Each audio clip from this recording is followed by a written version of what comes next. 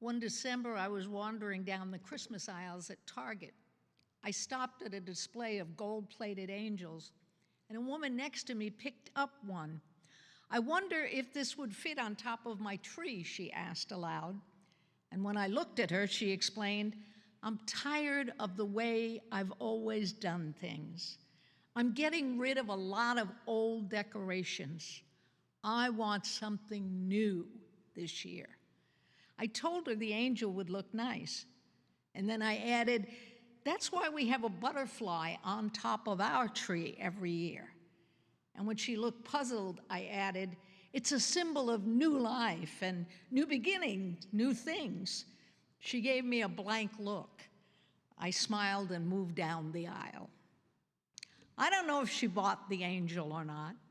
I don't know if she understood why I have the butterfly. But her words, "I want something new this year," are an echo of the deep yearning that Advent points to and Christmas answered. For most of our culture, December days are simply a countdown to Christmas. But the church calls these days Advent. It's a holy season. And the older I get, the more grateful I am for it.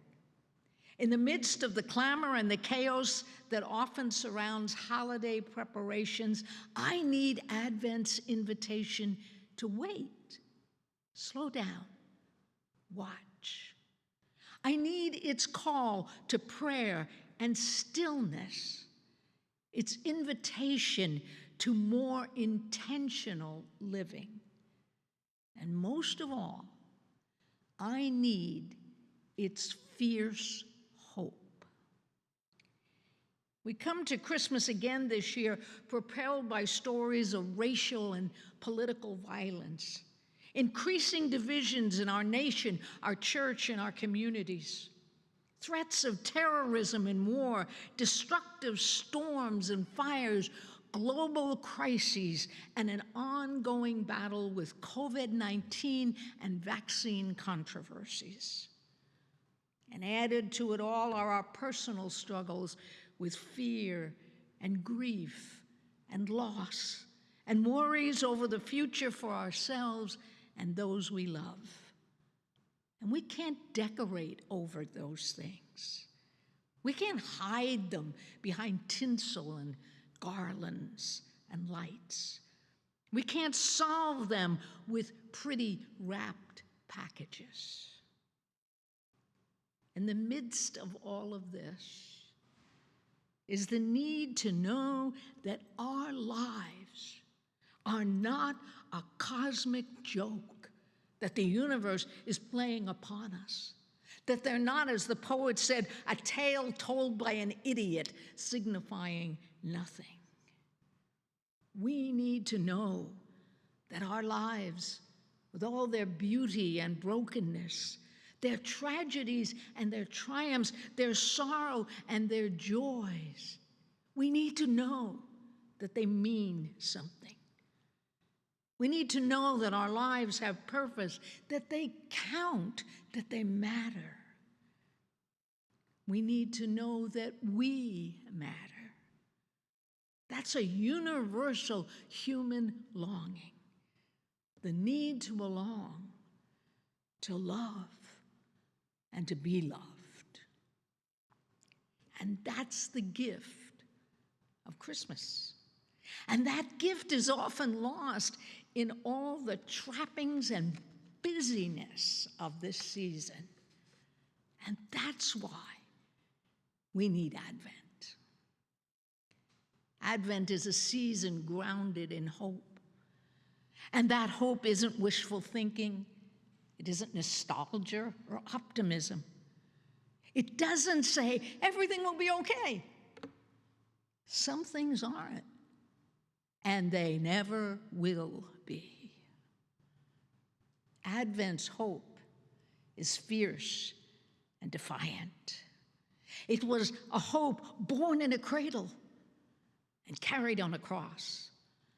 It was buried in a tomb and rose to bring life. It's centered in God and the redeeming power of God's grace as seen in the life, death, and resurrection of Jesus.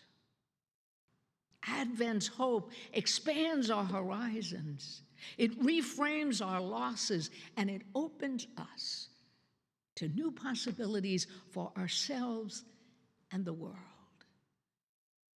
And it's a hope not changed by delays or disappointments, by time or by circumstance. Biblical scholar William Barclay puts it this way: the Christian hope is the hope which has seen everything and endured everything and still has not despaired, because it believes in God. The Christian hope is not hope in the human spirit, in human goodness, in human endurance, in human achievement. The Christian hope is in the power of God. That's what Advent is really about. It's about hope.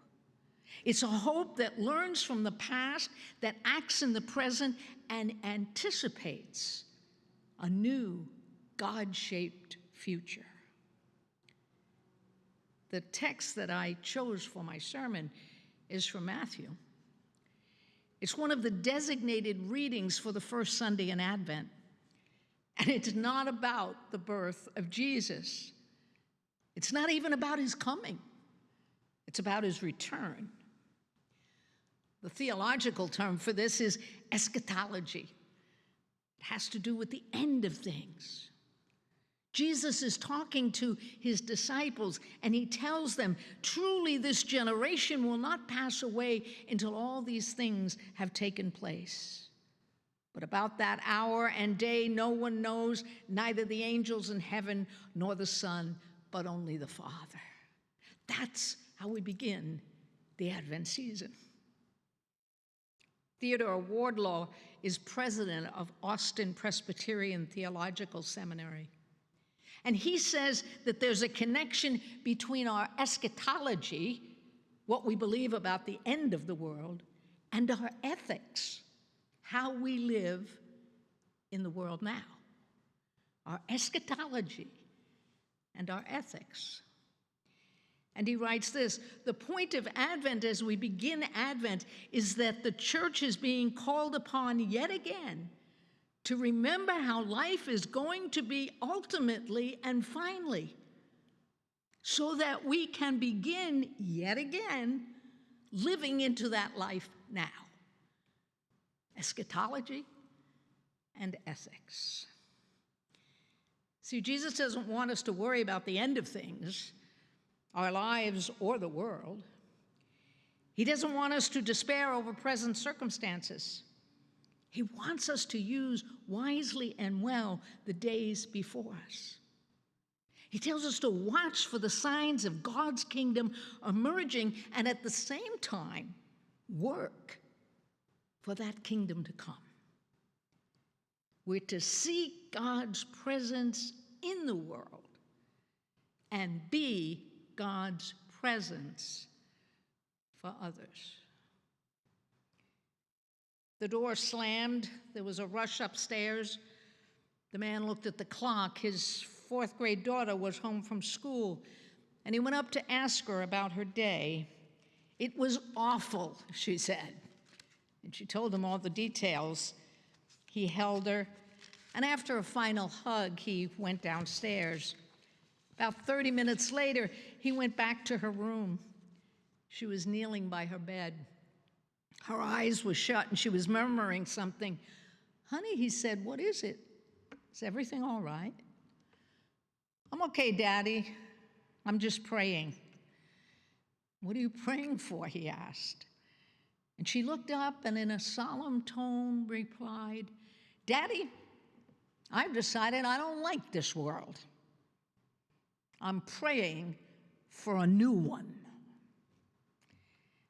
I know her feeling. Sometimes I don't like this world. I don't like a world where disease, death, war, and poverty cut short lives.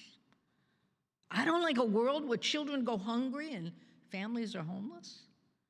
I don't like a world where those who disagree are demonized and demeaned. I don't like a world where youth are exploited and trafficked. I don't like a world that judges and hates persons because of their color, their creed, their country of origin, or their sexual identity. I don't like a world where violence settles issues and diatribe replaces honest debate and discussion. I don't like a world where our first reaction to anyone different is fear and suspicion.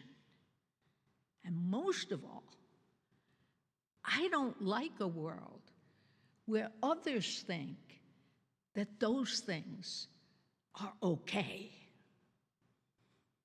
So like that child, I'm praying for a new one. And I dare to work towards it. I dare to believe in it. I trust God to answer my prayers and honor my work. Now, all evidence to the contrary, and sometimes it does seem the weight of evidence is against us. We believe that God is good and working for our good. We see the world with its brokenness and pain. We also see the world as God intends it to be, that new world the little girl wanted. And we make that vision and hope our own. And it shapes our choices. We live out in concrete ways what Jesus taught us. So we practice forgiveness toward ourselves and others. We stand up for the mistreated. We speak out against hate and violence in every form, and we speak up for those who have no voice.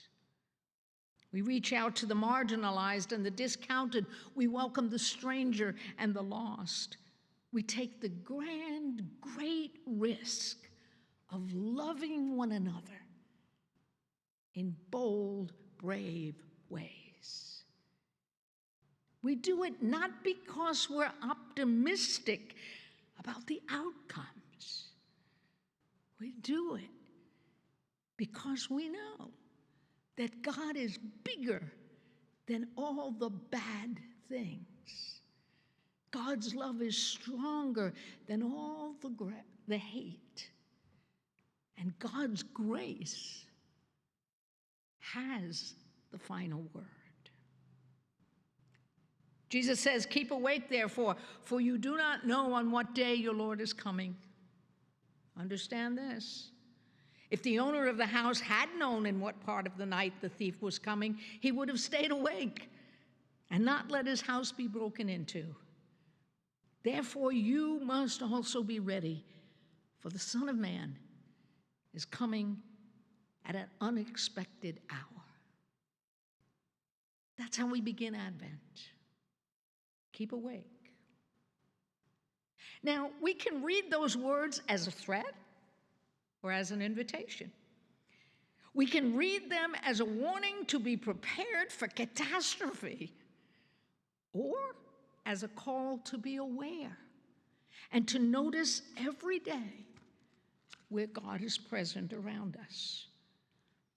We can read them as if Jesus was saying, "Watch out, trouble is coming." Or we can read them as if he were saying, "Look, see what God is doing now." Barbara Brown Taylor, in one of her sermons, puts it this way: every morning when you wake up, decide to live the life God has given you to live right now. Refuse to live yesterday over and over again. Resist the temptation to save your best self for tomorrow. Live a caught-up life, not a put-off life, so that wherever you are ready for God. Christ has come, says our creed. The world doesn't always look like it. My life doesn't always look like it. Nevertheless, there's a faith word, we have God's promise. God hasn't abandoned or forgotten us. The waiting is long and sometimes hard. It's not futile. Our witness and our work for God are never in vain. Believing God's promise, we live compassionately and caringly in the world. By God's grace, we find the courage to do what's necessary, even when it's hard. We strive to let love be our witness. And when we've done what we can, we leave the rest to God. In 1976, my husband John and I went to Ireland for the World Methodist Conference. We stayed with other delegates in a hotel several miles outside of Dublin. We rode a bus to the conference and back each day. On the last Saturday of the conference, several of us stayed later in the city. I confess, we went to an Irish pub. Then we boarded the bus, as usual. Suddenly it stopped in what seemed in the middle of nowhere. "This is as far as I go at this time on a Saturday," the driver said. "You need to walk the rest of the way." But he added, "Don't worry, it's only a mile or so ahead. Just start walking. You'll see the light of the hotel." And then he closed the doors of the bus and drove away. We stood there bewildered, looking at one another. It was very dark. There were no streetlights. We couldn't see any houses. We had no idea exactly where we were. Someone in the group got out a small flashlight. We started walking. Every now and then we were startled by a car rushing past on the road. It was obvious that they couldn't see us, and we couldn't see anything but the small circle of light in front of us. It was no pun to say we walked by faith. The driver's word and promise were all we had. "You'll see the light." Would we? We wondered and kept on walking. We were anxious and afraid. What if we got lost? What if we went down the wrong road and never found the hotel? What if a car hit us? What if he had truly stranded us in this mess? It seemed like hours. And then we saw it, a light shining in the distance. And it was the hotel. And we walked faster. And we were safe. And we were home. No matter how dark, no matter how difficult, wrong, or unpromising the road we're on may be, God's light is waiting for us. We walk by faith, not by fear. God's love surrounds us. That's Advent's gift and promise. In trust and hope, we claim and we declare it. Amen.